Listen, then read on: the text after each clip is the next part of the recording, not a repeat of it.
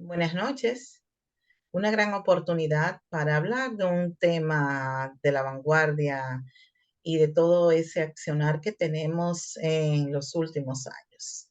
Y en esta oportunidad voy a compartir este conversatorio con el profesor Francisco Ortiz sobre el cambio climático y los efectos en la naturaleza, sobre todo todas esas acciones que nosotros hemos visto y vamos a ver cómo desarrollamos en el marco de esa orientación que podemos dar a la ciudadanía en sentido general y sobre todo los aspectos que son vinculantes a poder tener y tomar la prevención en estos tiempos que son de verdad innovadores en esos aspectos y que de verdad nosotros tenemos que estar alerta ante cualquier signo que nos ofrece la naturaleza. Así es que bienvenido, mi estimado profesor Ortiz. Para mí es un gran placer que compartamos por esta vía y de manera diferida se va a escuchar en el canal Aprende con Niurka, que igual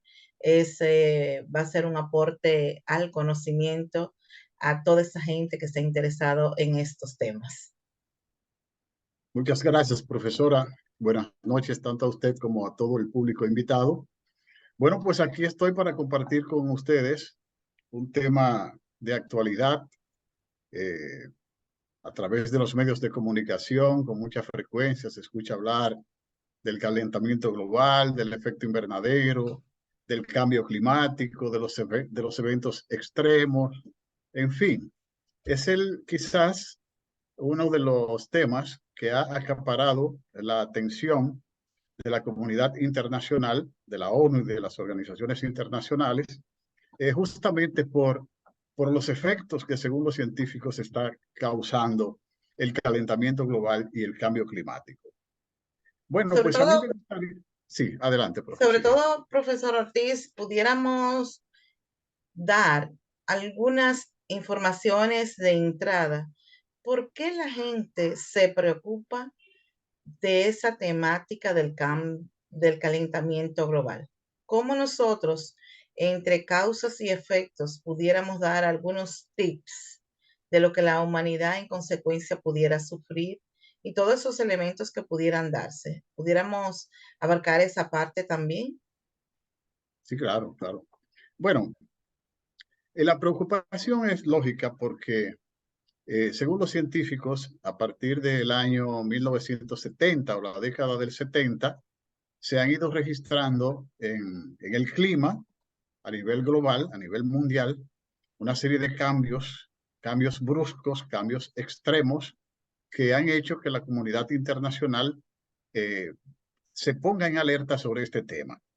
Eh, en 1972, en la conferencia de Estocolmo, en Suecia, por primera vez los países tomaron acción al respecto. Los países miembros de la ONU se reunieron y allí, pues, a través de la Declaración de Estocolmo, que es quizás el primer documento de carácter internacional, aunque no vinculante, que llama la atención a todos los países a tomar medidas para contrarrestar los efectos que venía o que empezaba ya a verse que está causando el cambio climático. Eh, ¿Qué sucede, Niurka, y público que nos escucha y nos ve a través de estos canales? Ustedes saben que la economía global se ha desarrollado en base a una economía en base a la utilización de combustibles fósiles. Eh, la revolución industrial que nos ha permitido obtener el desarrollo que hoy tenemos, fue fundamentalmente a través de la utilización de la máquina, a través de la industria, y esto se hace a partir de la utilización de combustibles fósiles. Entonces, qué han planteado los científicos? En la medida en que las actividades humanas generan mayor cantidad de gases, de los llamados gases de efecto invernadero, principalmente el CO2, en la medida en que se liberan gases contaminantes a la atmósfera, en esa misma medida han venido surgiendo cambios bruscos en el clima. Pero déjame poner en contexto a la gente, en primer lugar, estos conceptos. Calentamiento global, cambio climático, efecto invernadero. ¿Quién es primero, el huevo o la gallina? ¿Cómo nace todo esto? Bueno, empecemos por hablar de lo que sería el efecto invernadero. El efecto invernadero. Bueno, como su nombre lo dice, es un efecto de un calentamiento que ha sufrido la Tierra fruto de la concentración de esa gran cantidad de gases contaminantes en toda la atmósfera, que es la atmósfera no es más que una capa de gases que cubre la Tierra y que permite la vida en la Tierra, pero que en su estado natural no estaba tan concentrada porque no existía tanto CO2 o tantos gases de efecto invernadero liberados a la atmósfera. Entonces, fruto de la revolución industrial, fruto, por ejemplo, de la quema de combustibles fósiles, porque son miles y miles de millones de toneladas de CO2 que se liberan a la atmósfera diariamente, esto ha ido haciendo que la atmósfera sea más densa. Se concentran estos gases a todo alrededor del globo, de la Tierra, y esto es lo que genera o a lo que se llama el efecto invernadero, porque nos quedamos ahí invernando, o sea, se calienta la Tierra, los rayos del sol y el calor de los rayos del sol se queda atrapado en la atmósfera y entonces esto es lo que genera el llamado calentamiento global, es decir, un calentamiento de todo el globo terráqueo. Entonces, ¿qué sucede? Bueno, el calentamiento global trae consigo un cambio drástico en el clima, que es a lo que en la actualidad la gente llama, o los científicos llaman, el calentamiento global. Porque es importante destacar que siempre ha habido el cambio climático. O sea, constantemente la Tierra vive cambiando y el clima cambia y ocurren fenómenos naturales. Cuando analizamos el origen de la Tierra, nos damos cuenta que cada cierto tiempo ocurren grandes cambios, pero también ocurren eh, épocas de estabilización en esos cambios. Entonces, lo que los científicos han determinado es que en un periodo que se supone que deberíamos estar en un periodo de estabilización, han estado ocurriendo una serie de eventos y cambios que, que, que, que están fuera de todo pronóstico. De ahí que vemos sequía en época de lluvia, vemos lluvia en épocas de sequía, vemos ciclones, eh, ciclones fuera de la temporada fuera de la temporada ciclónica, ciclones más fuertes quizás, o en zonas de la Tierra donde no se producían anteriormente y ahora lo vemos con más frecuencia. Entonces, todo esto es lo que la gente o los científicos principalmente llaman el calentamiento global, lo cual genera un conjunto de efectos en el clima y en la naturaleza. Si quieres te comento alguno de estos efectos, de los efectos negativos que causa el calentamiento global y a su vez el cambio climático. Sí, con mucho gusto, mi querido profesor Francisco Ortiz. Aprovecho para darle la bienvenida al profesor Ramón Filpo, que se une a ese conversatorio y de igual manera, pues en cualquier momento puede levantar su mano y tener su intervención, su comentario y sus observaciones o cualquier aporte que pueda realizar al tema. Entonces, en esta temática que bien usted expresa con el efecto CO2, pudiéramos decir entonces que toda esa realidad que vive la naturaleza ha sido provocada por el hombre. Buenas noches, profesor Filpo. Bienvenido al conversatorio. Bueno, eso es lo que los científicos han determinado y han concluido, que la actividad humana que genera esa gran cantidad de gases que se concentran en la atmósfera es la que ha acelerado el calentamiento global y ha acelerado el cambio climático. Eh, un cambio ligero en el clima sobre todo un aumento de la temperatura, pues ha generado y genera cambios drásticos a nivel mundial. Por ejemplo, los científicos afirman que los glaciares se están descongelando, están cada vez más pequeños y la gente pudiera decir, bueno, pero ¿en qué afecta esto? Bueno, lo que pasa es que en la Tierra todo está interconectado. Todo está interconectado. Alrededor de la Tierra, alrededor del globo terráqueo, circulan unas corrientes que son las que mantienen el equilibrio en la Tierra. Entonces, cuando esos vientos pasan por los glaciares, refrescan el ambiente del trópico y viceversa. Pero también el tema de la pérdida de las especies. Cuando, cuando ocurre cambio en el clima muy drástico, esto causa una pérdida de la biodiversidad. Las especies han necesitado quizás millones de años para adecuarse, o mejor dicho, eh, Hacer para, para, ajustes, hacer para, ajustes. sí, exactamente, o sea, para poder vivir, fíjense que cada especie utiliza un nicho, podríamos decir, de la naturaleza y una forma de vida específica.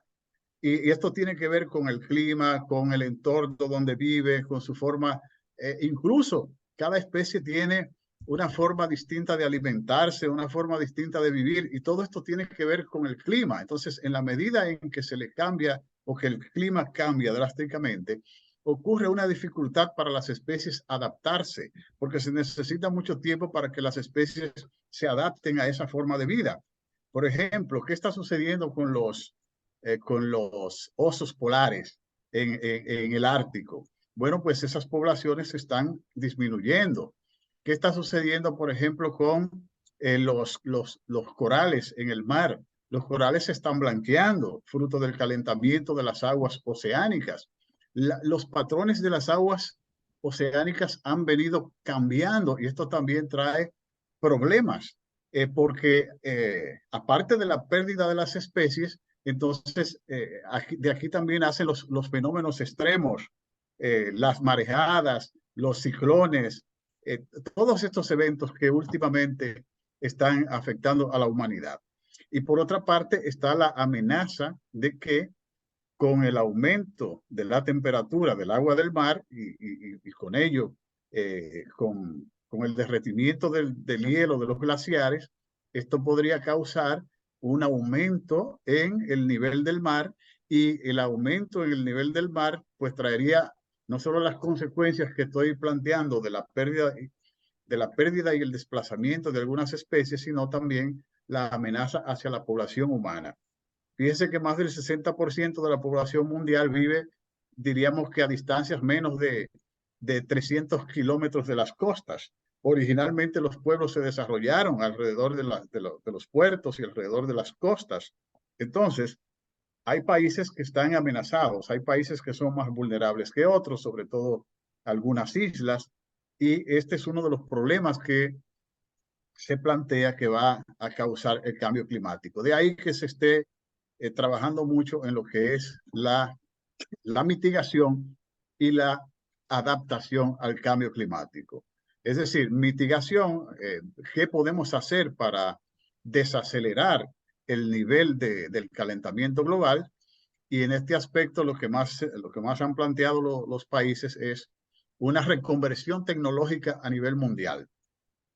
¿Qué sería una reconversión tecnológica? Esto sería, como dije al principio, que la economía a nivel mundial se ha fundamentado básicamente en el uso de combustibles fósiles.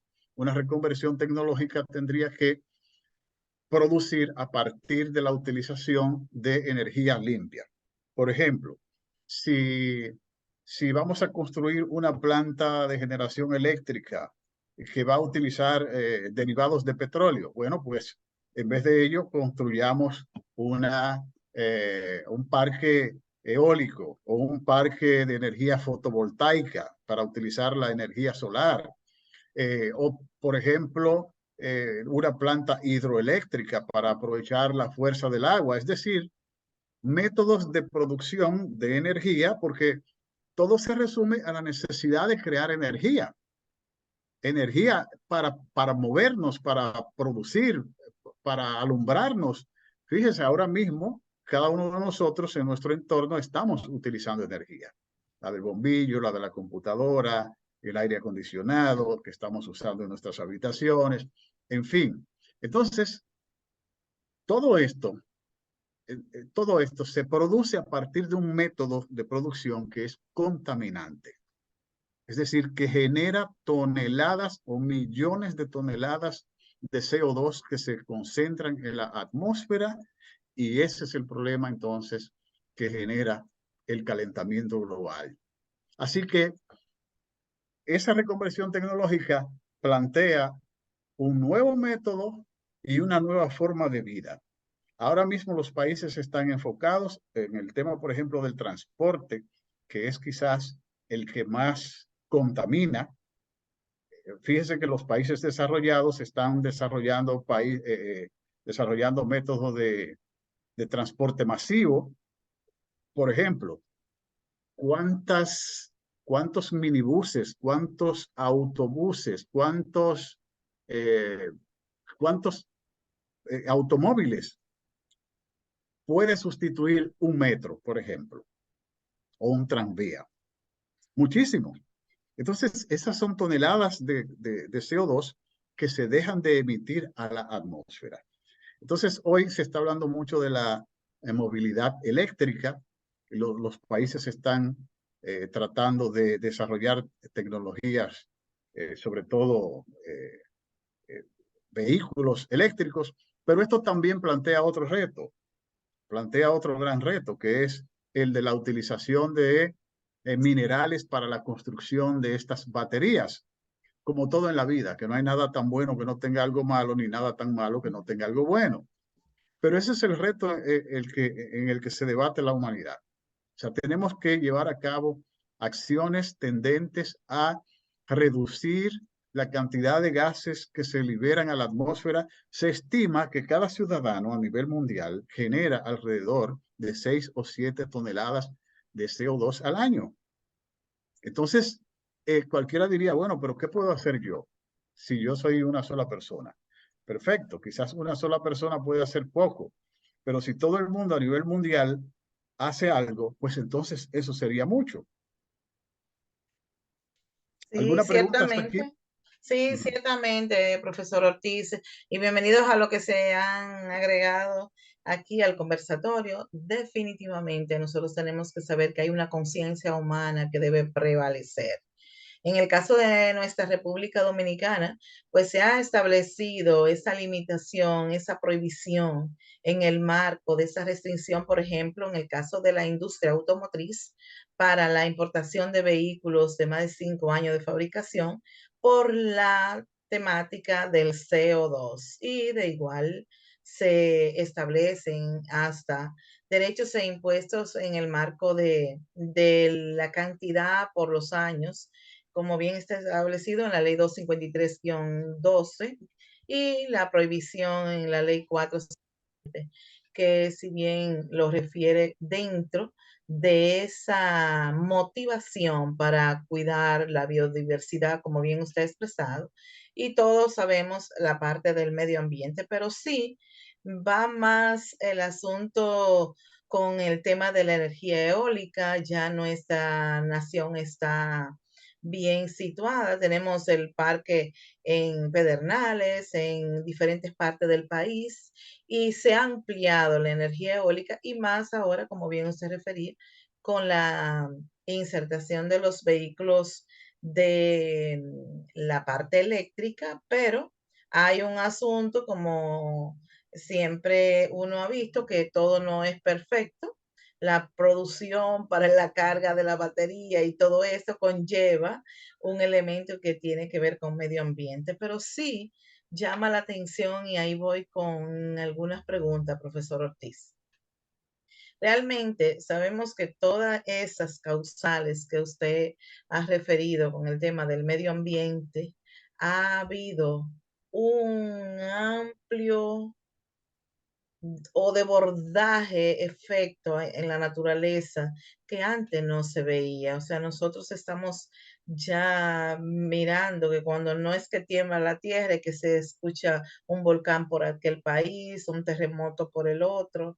Entonces, a partir de ahí, sabiendo que tenemos esas debilidades, todas las realidades que sea por todas las razones, pero ¿cómo nosotros, teniendo normativas, teniendo convenios internacionales, como bien usted decía, el de Estocolmo, todo lo que se han definido en temas de medio ambiente, dígase Ámsterdam, los CITES y demás, ¿cómo nosotros podemos mejorar esa concienciación para que la gente que sabe que su vehículo está lanzando humo pueda detenerse y decir, no, mira, yo estoy contaminando el medio ambiente y por supuesto estoy multiplicando el efecto al daño a la salud humana? ¿Qué realmente podemos hacer? Dos cosas, principalmente. A nivel empresarial, hay que lograr que la protección del medio ambiente sea un tema, sea una actividad económicamente rentable. Oiga, es complejo lo que estoy diciendo, pero es así. El capital tiene que encontrar beneficio en lo que hace. O sea, hay que hacer de la actividad de la conservación una actividad que económicamente sea rentable. Esto plantea nuevas formas de producción, nuevas tecnologías. Eso es a nivel de la industria, porque la industria no se puede parar. El capital, la producción de capitales no se puede parar, porque esto es lo que genera bienestar económico. Y a nivel de la población, a nivel de todo el mundo, pues simplemente educarnos, como usted ha planteado, educarnos para modificar los métodos de consumo no sostenibles. Modificar los métodos de consumo no sostenibles. Hay métodos de consumo que no son sostenibles. Entonces, en la medida en que podamos ir educando a nuestros hijos para que tengamos una generación más amigable con el medio ambiente, más consciente, eh, que sepamos mejor aprovechar el agua, que sepamos mejor no contaminar, que sepamos mejor no utilizar plástico en la medida de lo posible, aunque el plástico rinde una gran labor a la economía mundial. Pero hay muchas pequeñas cosas que se pueden hacer a nivel, por ejemplo, de los campos. La desforestación, hay que combatir la deforestación. Esas son cosas proactivas que podemos hacer. Y tenemos que trabajar también en el tema de la adaptación al cambio climático, porque es una realidad que no la vamos a poder cambiar así de la noche a la mañana. Entonces, hay que evitar, por ejemplo, asentamientos humanos en zonas vulnerables. Fíjese qué sucede cada vez que llueve un torrencial aguacero, qué cantidad de personas refugiadas o desplazadas de sus hogares, porque eh, cada vez que se permite un asentamiento humano en un terreno bajo, a la orilla de un río, en zonas frágiles, en zonas vulnerables, esto es un problema. Entonces, ahí tenemos que trabajar con la adaptación. Y, como les dije, con temas de mitigación. Hay que hacer trabajos a gran escala a nivel de los países, hay que tomar decisiones globales, porque el tema del calentamiento global y del cambio climático es un tema que no se combate desde un país, que no se combate necesariamente desde un ciudadano. Eso es con acciones globales. Se han firmado una serie de acuerdos a nivel internacional para lograr que esto sea posible. Por ejemplo, en la conferencia de Río de Janeiro de 1992, que fue quizás el evento internacional más importante en el nacimiento de todo este tema, porque de allí nació la Declaración de Principios de Río de Janeiro, que hoy constituye los principios rectores de la protección del medio ambiente y del derecho ambiental, por ejemplo. De allí nació también la Convención sobre Diversidad Biológica, que busca proteger la biodiversidad y procurar que cada estado, que cada país parte, seleccione áreas protegidas o áreas para la protección, para la protección de las especies, tanto de flora como de fauna, y la protección de espacios. De allí surgió un elemento sumamente importante, o un documento muy importante, que fue también la Agenda 21 o Programa 21, que es un llamado a los estados a integrar la variable ambiental en todas las actividades y en todos los proyectos de desarrollo. Por eso usted ve que todos los proyectos que de alguna manera, todo proyecto, obra o actividad que de alguna manera impacta negativamente en el ambiente, necesita una autorización ambiental. Es un control que debe tener el Estado, primero, para que esta actividad, si no es ambientalmente viable, no se lleve a cabo, y segundo, para que si se lleva a cabo, se haga de la manera más amigable posible con el medio ambiente, es decir, de la forma menos contaminadora posible. Por eso es que hay que hacer siempre entonces una evaluación ambiental, es decir, evaluar y evaluar los impactos ambientales que las actividades puedan generar. Entonces, eso salió de ahí, de una decisión global, de una decisión donde habían reunido 123 países en ese momento. Estoy hablando de 1990. O sea, pero ahí nació también la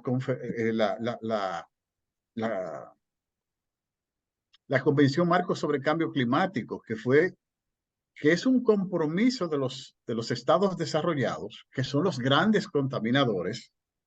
Dice que estamos hablando de Sí. 1992, pleno auge todavía de la revolución industrial. Ujú. Entonces, ¿a qué se comprometieron los países desarrollados ahí? Se comprometieron a llevar a cabo esa reconversión tecnológica y transferir conocimiento y transferir eh, tecnología a los países menos desarrollados. Es decir, que países como Estados Unidos, China, Rusia, Alemania, esos países en ese momento se comprometieron a disminuir los niveles de emisiones de gases contaminantes a la atmósfera para que en el año 2014 los niveles de emisiones de gases contaminantes a la atmósfera fueran los niveles de 1990. Eso implicaba, eso implicaba esa reconversión tecnológica de la que estoy hablando.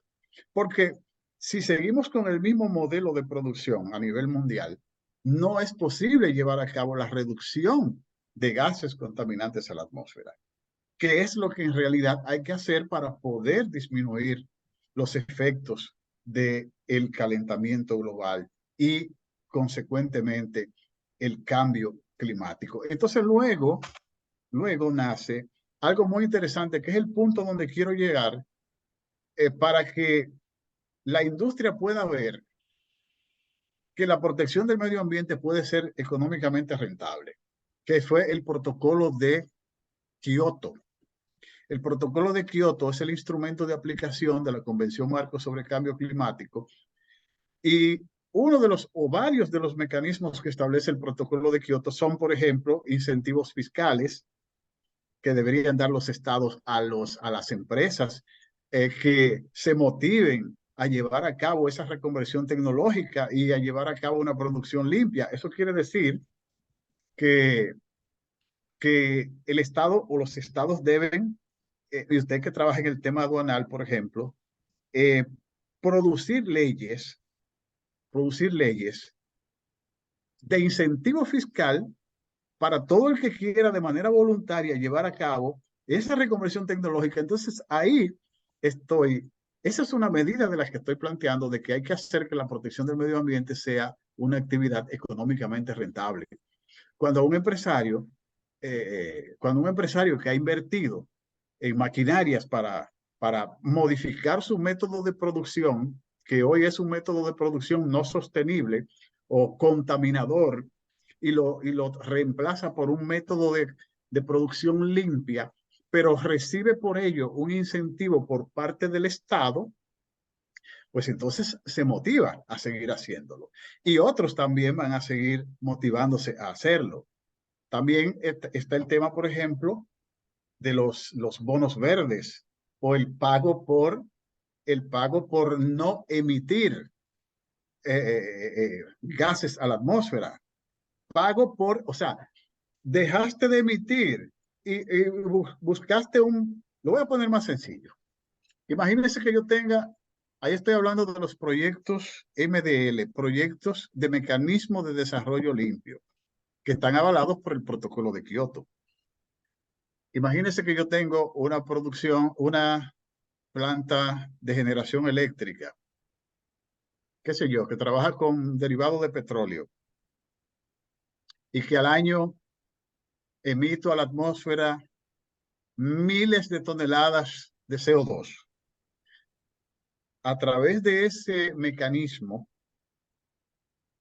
hay proyectos que califican donde, por ejemplo, si en vez de esto yo pongo un parque eólico, por ejemplo, por mencionar alguno, el parque eólico Los Cocos, que está por ahí por Barahona, por Paraíso de Barahona, todas las toneladas de emisiones de CO2, todas las toneladas de CO2 que yo estoy dejando de emitir a la atmósfera, las puedo vender y me la pueden pagar al año. Es lo que se llama los certificados de carbono. Entonces, ese es otro método donde el empresario, la empresa puede encontrar que proteger el medio ambiente y que dejar de emitir gases contaminantes a la atmósfera es rentable. Pero, por ejemplo, imagínense que yo tengo 10.000, 20.000 tareas de tierra, que no se está haciendo nada con ellas. No se está haciendo nada. Y yo decido convertir esto en un reservorio de carbono. Es decir, secuestrar carbono. Los árboles, en la medida que van creciendo, atrapan carbono. Tienen carbono, tienen CO2, tienen carbono. Entonces, un árbol, mientras se mantiene vivo, mientras se mantiene en pie, está secuestrando carbono. Entonces, a través de estos mecanismos también se encuentran incentivos para que eh, casos como ese, de personas que tengan grandes extensiones de terreno, que no estén utilizándola y decidan, por ejemplo, plantar árboles para secuestrar carbono, reciben un incentivo por ello. Ese es otro método. Y hay muchísimos más de poder incentivar a la industria a que, eh, a que saque provecho de la protección del medio ambiente. Yo tengo un amigo que vive de la basura, de eso que nosotros llamamos basura. O sea, como de lo que ya se supone que no sirve, de los residuos, bueno, pues él montó una empresa que se dedica justamente a hacer la disposición final de residuos. Cuando una empresa, por ejemplo, tiene que disponer, imagínese, bueno, aduana, imagínese que aduana incauta un furgón de whisky y hay que destruirlo. Esa empresa va y te destruye ese whisky de forma sostenible. Imagínate que ya tienes una cantidad de desechos industriales que no sabes cómo manejarlo y cómo tratarlo. Bueno, pues esa empresa va y te maneja eso y le da la disposición final a ello. Es que, por ejemplo, la utilización y la reutilización de los plásticos, de los cartones. Hay, por ejemplo, en este país hay una empresa, conozco una empresa que le compra, le compra cartones a los muchachos que trabajan en el vertedero, que le llaman buzo, ¿verdad? Sí. Y de todos estos cartones de papel, producen, producen los cartones de huevo. Entonces es una forma, y hay miles más de aprovechar, por ejemplo, la basura. Pero en conclusión, para terminar con esa parte del tema, es que si se quiere que, por ejemplo, el empresariado cambie de actitud con relación al medio ambiente, hay que hacer lo que sea rentable. Y los ciudadanos, educarnos, ser más conscientes, tenemos que aprender. Hay países ya donde tú en el supermercado observas la etiqueta del producto y ves si es un producto verde. Es decir, si es un producto que ha sido producido, valga la redundancia, utilizando métodos de producción amigables con el medio ambiente. Y entonces, aunque ese producto puede costar un poquito más, porque cuesta más producirlo, por ejemplo, un producto orgánico que no, que no requiera en su producción de químicos, de abonos químicos o de pesticidas que hacen daño a la biodiversidad, que hacen daño a la capa de ozono, en fin. Entonces, los ciudadanos conscientes, o sea, ya estoy hablando de países más desarrollados, en vez de comprar el producto A que cuesta 100 pesos, te compran el producto B que es de lo mismo, de la misma especie, diríamos, pero te dan 120 pesos por el otro porque tienen un nivel de conciencia. Entonces, esas son pequeñas acciones que sí se puede hacer, que puede hacer cada ciudadano. El ciudadano puede hacer un mejor uso del agua. El ciudadano puede hacer un mejor uso de los detergentes. El ciudadano puede hacer un mejor uso de los combustibles. El ciudadano puede hacer un mejor uso de la energía en su casa. Por ejemplo, si usted tiene, usted puede tener bombillos de bajo consumo en vez de bombillos de alto consumo. En fin, todas esas pequeñas cosas son las que al final tendrán que llevar, eh, tendrán que llevarnos hacia una generación de personas más conscientes, que sepamos que cuando nosotros nacimos encontramos ríos, playas, árboles, árboles que los sembró, que los plantó otro o que estaban ahí en la naturaleza y que nosotros también tenemos el deber y la responsabilidad de dejarle a nuestros hijos y nuestros nietos, dejarle también playas, ríos, árboles también. Y, y así por el estilo, profe. Hay algunos puntos de los que usted ha tocado, mi estimado profesor Ortiz. Bueno, dice Rubén Darío que la norma 06-2012 habla de esa temática que usted está planteando. Entonces, ¿cómo nosotros pudiéramos, y uno lo ve, o sea, usted acaba de decir unas puntualizaciones que son reales, porque desde el hogar debemos decir, bueno, ¿dónde está ese nivel de conciencia para que la gente pueda entender que si no está necesitando una luz encendida, ¿por qué tener tantos bombillos encendidos, aún sean de bajo consumo? Porque realmente eso incurre en que hay necesidad de generar energía y esa energía en consecuencia es producida por todas esas variables que ya hemos mencionado. Ahora bien, ¿cuál es el elemento focal? Entiendo que desde la primaria, la secundaria y el nivel superior universitario hay que ir encaminando esfuerzos para que ese nivel de concienciación se haga desde pequeño y la gente pueda entender que la realidad que estamos viviendo es un asunto de responsabilidad de todos. Nosotros estamos mirando como la cantidad de terrenos fértiles que se producían cantidades de rubros agropecuarios y que hoy están sembrados de blog, cemento y varilla. Y eso también afecta al medio ambiente.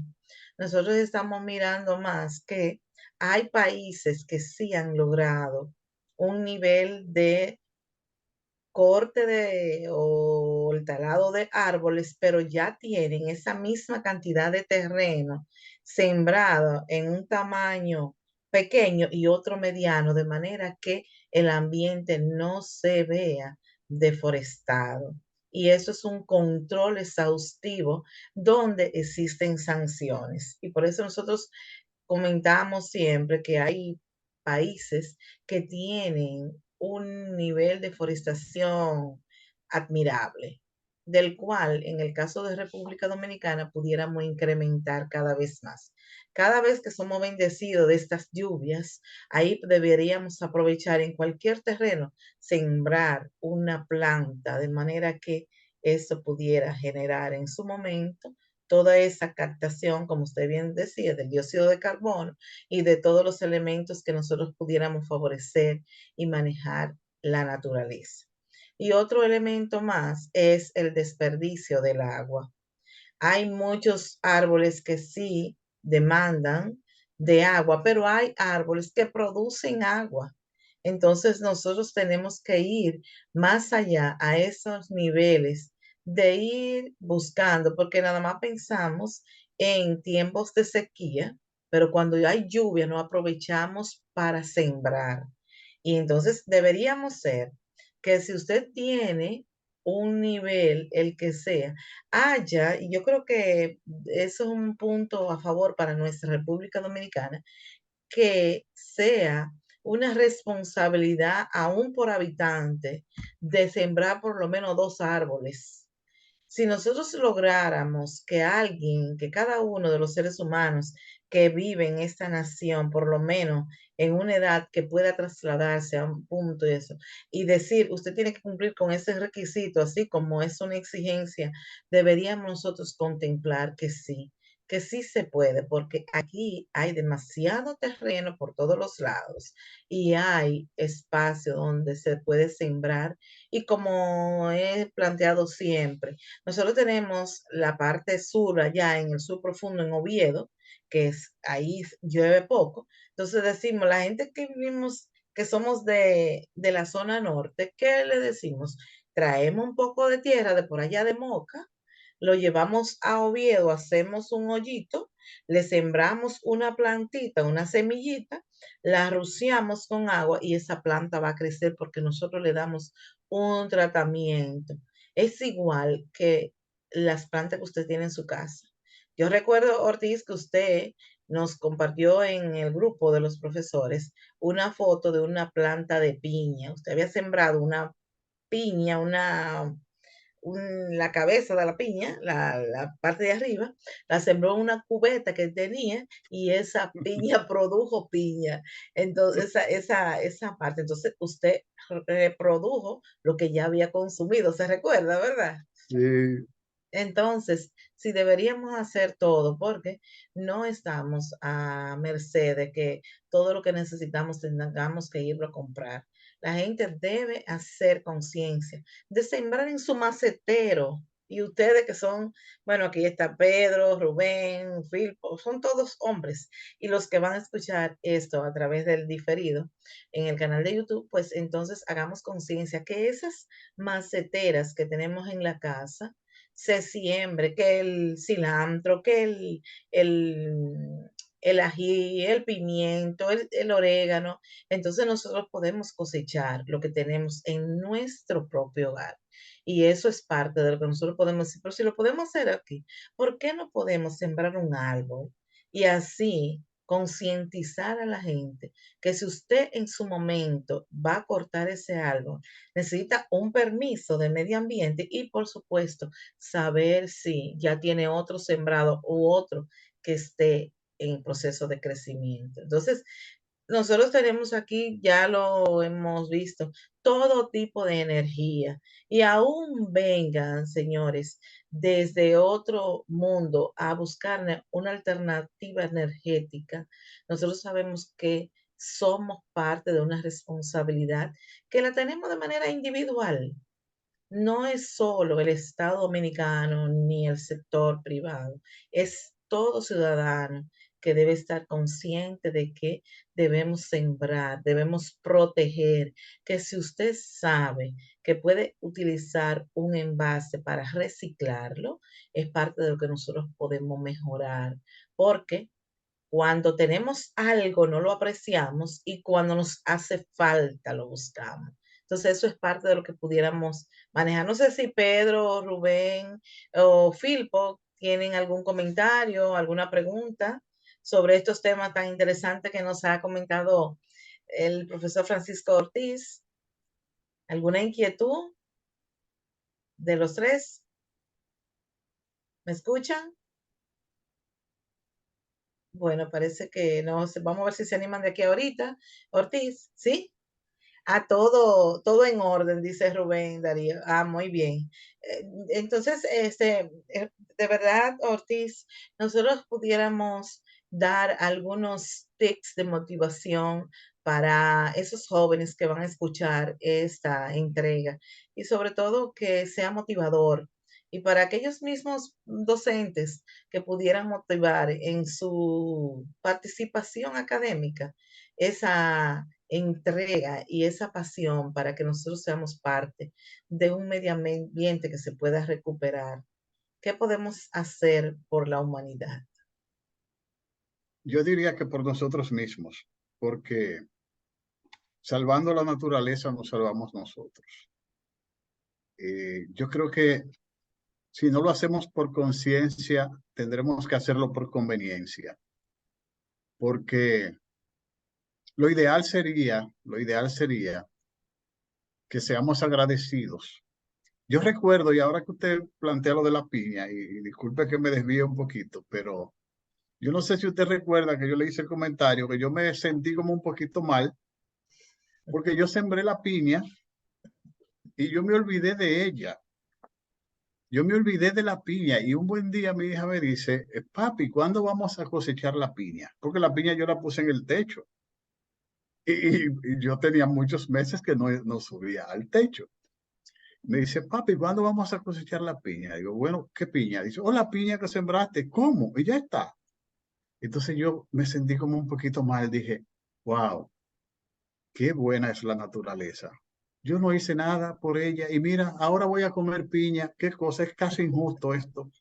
Pensé yo. Entonces, por justicia, deberíamos pensar que encontramos todo, nacimos y encontramos todo aquí. Entonces, es nuestra responsabilidad dejarle a las futuras generaciones un planeta, si no igual, por lo menos mejor que como lo encontramos. Entonces, eso debería ser como una responsabilidad que debe tener cada uno, lo que se llamaría la responsabilidad ambiental, o lo que la ley 6400 en el artículo 5 define como el principio de responsabilidad compartida, pero diferenciada. Cada uno tiene esa responsabilidad. El profesor en la escuela, en la universidad, en el colegio, donde sea, el profesor es un ente de cambio. El profesor es un guía, el profesor a veces se convierte en una persona que inspira a los estudiantes. Yo pienso que el tema ambiental no debe ser una materia. El tema ambiental es transversal. El tema ambiental debe estar en todas las materias, en todas partes. Porque, repito, si no cuidamos la naturaleza, no nos cuidamos a nosotros mismos. O sea, es por conveniencia ya, si no es por conciencia. Nos conviene cuidar la naturaleza, nos conviene hacer de la economía un desarrollo sostenible, tal como usted planteaba. Si corto un árbol, planto dos, planto tres.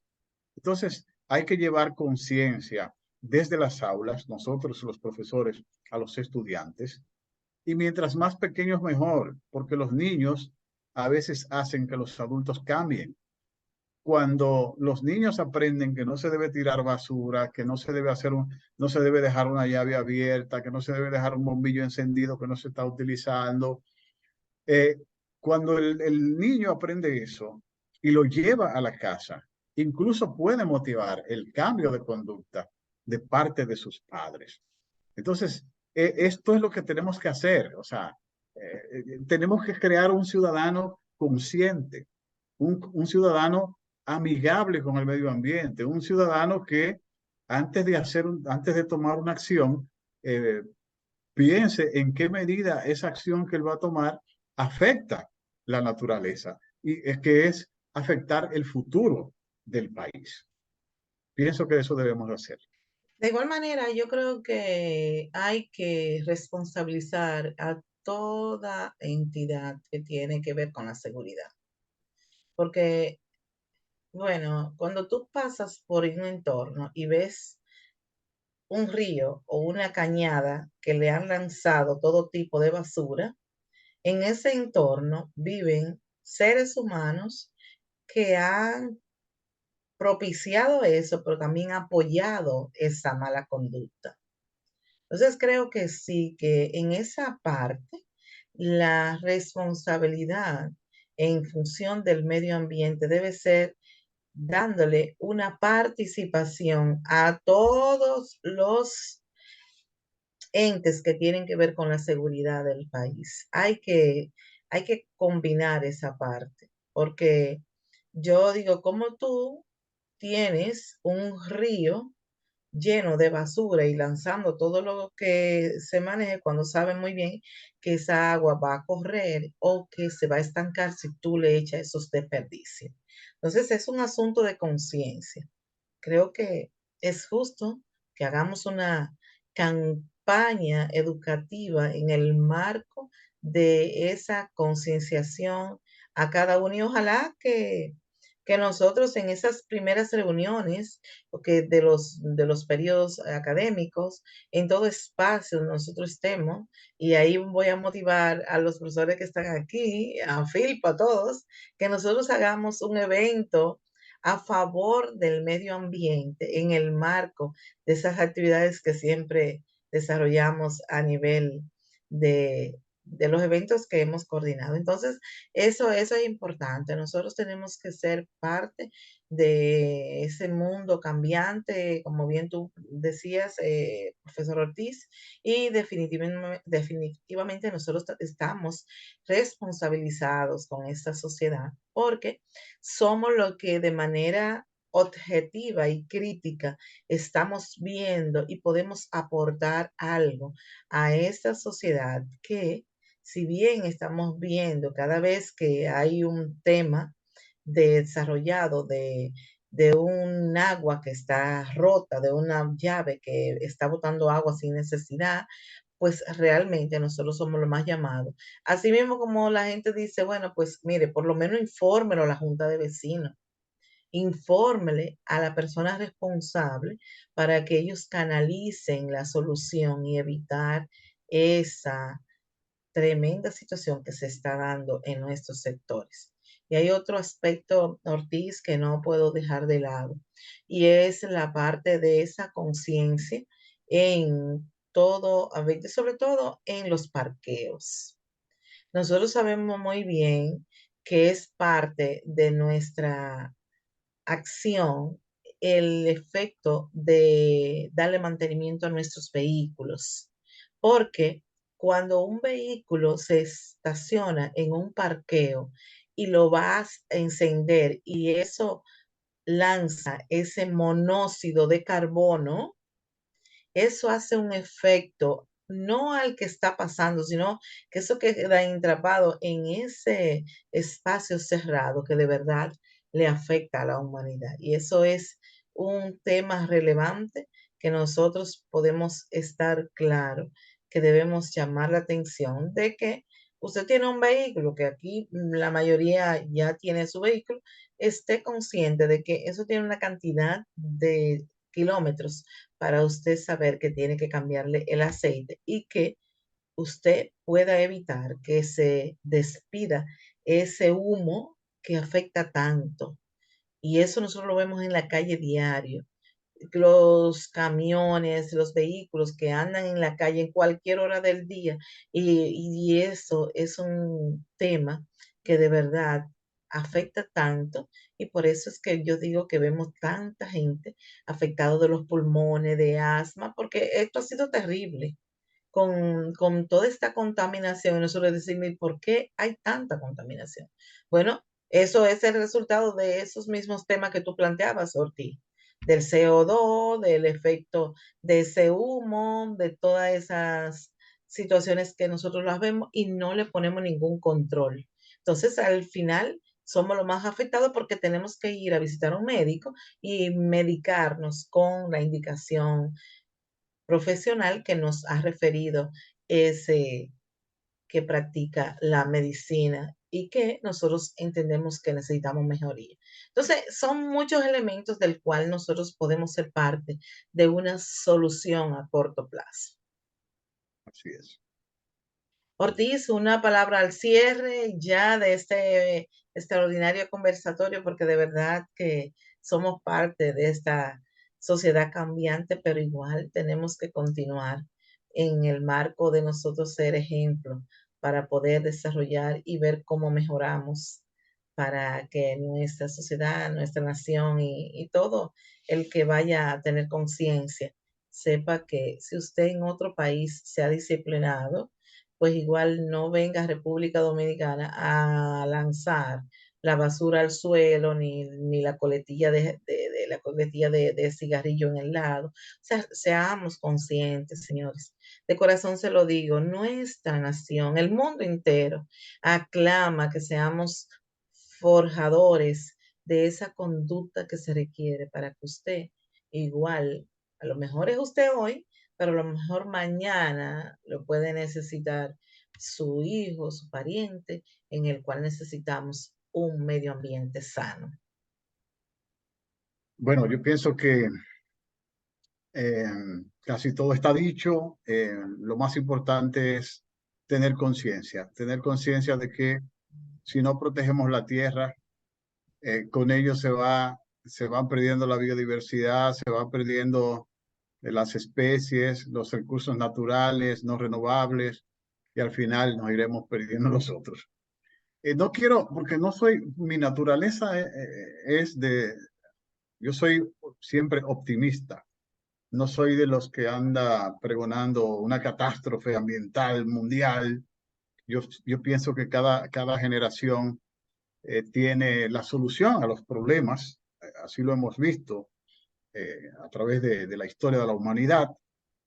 Y, y yo sé, yo tengo confianza en que las generaciones que vienen serán mucho más conscientes que nosotros, porque hay un tema también cultural. El tema ambiental es un tema nuevo relativamente, y yo pienso que hemos alcanzado bastante. O sea, si tomamos en cuenta que la primera vez que los países a nivel mundial se reúnen para tratar este tema en 1972 y que el evento más importante en esta materia fue en 1992, o sea, es algo, es un tema relativamente nuevo y el nivel de conciencia que ya se ha adquirido a nivel mundial, yo pienso que es grande. Aquí mismo en la República Dominicana, por ejemplo, la ley 6400 es del año 2000. O sea, estamos hablando de 23 años. Sin embargo, ya el nivel de conciencia que tiene la gente, que tiene la sociedad civil, cómo la gente cada vez que ve extrayendo arena de los ríos o que ve transportando madera que presume que es ilegal, aunque no necesariamente sea ilegal, la gente lo denuncia, la gente se empodera, la gente está empoderada. Yo pienso que sí, que estamos cambiando para positivo una actitud y que ya lejos de ser dos o tres, las personas que hablan del tema ambiental, pues son muchas las personas que lo hacen, ya se están tomando acciones concretas, no solo a nivel internacional, sino en particular en los países. En fin, yo creo que podemos ser optimistas. Quiero cerrar con esa parte.